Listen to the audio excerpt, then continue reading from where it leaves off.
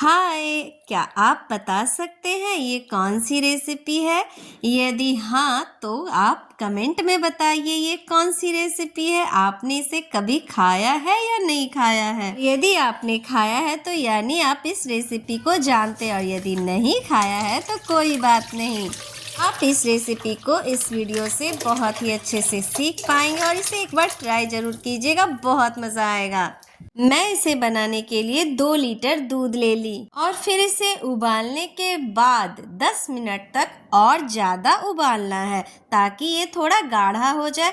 तो फिर क्या करेंगे ना, आधा दूध जो है हम अलग पतीला में निकाल लेंगे और बाकी जो आधा दूध बचेगा 1 लीटर, उसका हम मावा तैयार करेंगे। इसलिए मैं आधा दूध पतीले में निकाल ले रही हूँ अलग से। और फिर जो मावा बनेगा ना, इसका बहुत ही टेस्टी मावा हम घर में ही तैयार करेंगे। रीज़न क्या है, मार्केट में कैसा मावा मिलता है पता नहीं, तो हम घर में भी तो आसानी से मावा तैयार कर ही सकते हैं। और यदि आपके पास टाइम कम हो तो आप मार्केट से भी ला सकते हैं। मैं तो मार्केट से नहीं लाती, मैं घर में ही तैयार कर लेती हूँ क्योंकि मुझे घर वाला टेस्ट कुछ ज़्यादा पसंद है। तो मैं 1 लीटर जो दूध बचा हुआ था कढ़ाई में, उसे और भी ज़्यादा सुखाती जा रही हूँ और ये बहुत अच्छे से सूखता जा रहा है। थोड़ा सा चीनी डाल दी। चीनी मैं थोड़ा कम डाली क्योंकि मुझे मीठा कम रखना है। और इसमें बहुत सारा नारियल, सूखा नारियल का बुरादा डाल दी। ये धीरे धीरे बहुत ही अच्छे तरीके से गाढ़ा होता जा रहा है। आप इसमें कोई भी ड्राई फ्रूट्स डाल सकते हैं, वो आपकी मर्जी पे डिपेंड करता है। आप काजू डालिए, बादाम डालिए, किशमिश डालिए, जो भी डालना है डालिए। टेस्ट और नहीं भी डालिएगा तो टेस्ट बहुत अच्छा आएगा। हाँ, नारियल का बुरादा थोड़ा सा जरूर डाल दीजिए। हमारा मावा जो है लगभग बनकर तैयार हो गया है, लेकिन ये भी थोड़ा गीला है। इसे और ज़्यादा थोड़ा सा सुखाएंगे ताकि ये बिल्कुल दानेदार बने। इसलिए मावा को ना लगातार चलाते जाइए ताकि नीचे ये बिल्कुल भी चिपके नहीं और हमारा मावा जो है बहुत ही अच्छा दानेदार बनकर तैयार हो जाए। अब हमारा मावा जो है बिल्कुल तैयार है। तो मैं उसी कढ़ाई में मावा निकाल के उसी कढ़ाई में 3 ग्लास पानी डाल दी और फिर 2 कटोरी सूजी डाली हूँ और 1 कटोरी चावल का आटा। आप इसे सिर्फ सूजी या सिर्फ चावल के आटे से भी बना सकते हैं। ये खास करके सिर्फ चावल के आटे से ही बनती है, लेकिन जब चावल का आटा ठंडा होता है ना तो वो बहुत ज़्यादा कड़ा हो जाता है, बहुत हार्ड हो जाता है। इस वजह से जब हम सूजी मिलाते हैं ना तो ये बहुत ही सॉफ्ट बनता है और खाने का मज़ा दुगना बढ़ जाता है। मैं जब भी बनाती हूँ तो सूजी और चावल मिक्स करके बनाती हूँ। आप सूजी चावल कम ज़्यादा भी कर सकते हैं। और फिर जो पानी पूरा गर्म हो गया था ना, फिर मैं इसमें डाली ताकि जब आप सूजी और चावल का आटा डालिए तो बिल्कुल भी गुठलियाँ नहीं पड़ेगी, बिल्कुल भी नहीं, क्योंकि पानी जो रहता है पूरा उबला हुआ रहता है और बहुत फटाफट से हो जाता है, बिल्कुल भी टाइम नहीं लगता। 2 से 3 मिनट के अंदर ये आटा जो है बिल्कुल तैयार हो जाता है। यह बिहार की ना बहुत ही फेमस रेसिपी है।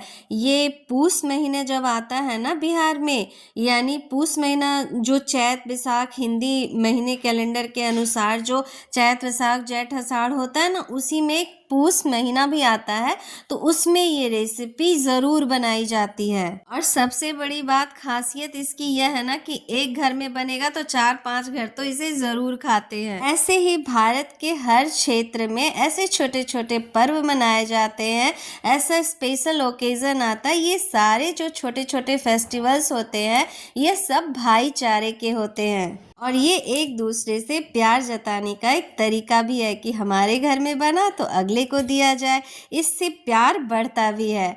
तो मैं मावे में इलायची देना भूल गई थी, इसलिए मैं लास्ट में अभी इलायची मिला दे रही हूँ। वैसे तो पिट्ठा ना बिहार में कई तरह के बनाए जाते हैं। दाल भर के बनाए जाते हैं, आलू भर के बनाए जाते हैं, तीसी यानी अलसी जो होता है ना उसे भर के भी, गुड़ डाल के भी बनाया जाता है। लेकिन ये जो है मेरा फेवरेट है और यकीन मानिए अब से ये आपका भी फेवरेट हो जाएगा। आटा को गूंथने में बिल्कुल भी टाइम नहीं लगा, बस 2-3 मिनट मैं इसे हाथों से मिला ली। ये बहुत ही सॉफ्ट, बहुत ज़्यादा सॉफ्ट बनकर तैयार हो गया और बिल्कुल भी कहीं भी इसमें गुठलियाँ नहीं है। ये देखिए बहुत ही अच्छे से ये हो पा रहा है।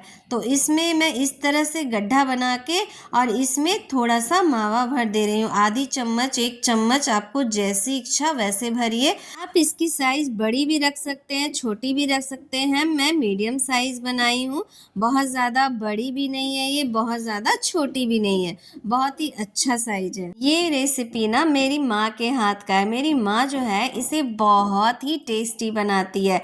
मैं उन्हीं से सीख कर, देख कर और फ़ोन पे पूछ कर ये बनाई हूँ, ताकि इस रेसिपी में बिल्कुल भी गड़बड़ ना हो। मेरी माँ जब ये पीठा बनाती है ना तो सबसे पहले तो मैं ही टूट पड़ती हूँ, क्योंकि मुझे ये बहुत ज़्यादा पसंद है। वैसे तो पूरे परिवार को पसंद है, पर मुझे तो कुछ ज़्यादा ही पसंद है। और ख़ास बात ये है कि जब मैं इसे बनाती हूँ तो मेरे घर में मेरी बेटी और बेटा जो है उन लोगों को भी बहुत पसंद आया। और जो लोग बिहार के रहने वाले होते हैं ना, उन्हें तो ये रेसिपी बहुत ही ज़्यादा पसंद होती है। सबसे बड़ी बात क्या है कि इसे बनाना बिल्कुल भी मुश्किल नहीं है, आप बहुत ही आराम से बना सकते हैं। और यदि आप मावा बाहर से लाए हैं तो रेसिपी और भी आसान हो जाती है, और घर में बनाए हैं तो उसमें भी कोई दिक्कत तो नहीं होनी चाहिए, और दिक्कत है भी नहीं। तो ये बहुत ही अच्छे से, बहुत ही सिंपल तरीके से इसमें भर जा रहा है मावा। तो बस इसे हल्के हाथों से ऐसे ही बना लेना है, इसे ज़्यादा प्रेस नहीं करना है, ज़्यादा चपटा नहीं करना है, बस हल्का सा एक आकार दे देना है। अब मैं कढ़ाई में वो जो दूध पहले आधा उबाल के रखी थी ना, उसी दूध को इसमें डाल दे रही हूँ। थोड़ा सा और अधिक ही मैं डाल दी, ताकि मुझे लगा कि और ज़्यादा, क्योंकि इसका जो रस होता है ना लोगों को बहुत पसंद आता है, तो इसलिए मैं दूध जो है थोड़ा सा और भी इसमें ऐड कर दी। यानी 1 लीटर दूध का मैं मावा बनाई और 1.5 लीटर दूध इसमें डाल दी, और फिर थोड़ा सा चीनी भी डाल दी। चीनी ज़्यादा नहीं डाली, क्योंकि मीठा कम रखना है, हल्का मीठा रहता है तो सबको बहुत ज़्यादा अच्छा लगता है।